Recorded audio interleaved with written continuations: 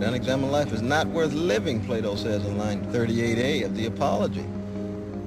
How do you examine yourself? What happens when you interrogate yourself? What happens when you begin to call into question your tacit assumptions and unarticulated presuppositions and begin then to become a different kind of person?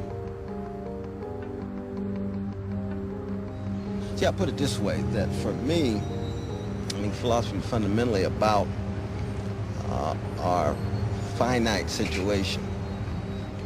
And we can define that in terms of we're beings toward death, and we're featherless, two-legged, linguistically conscious creatures born between urine and feces, whose body will one day be the culinary delight of terrestrial worms.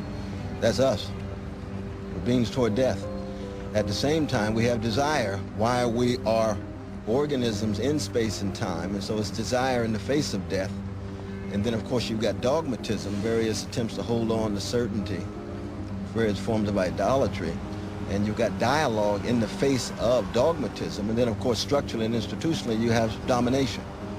And you have democracy. You have attempts of people trying to render accountable elites, kings, queens, suzerains, corporate elites, politicians, try to make these elites accountable to everyday people.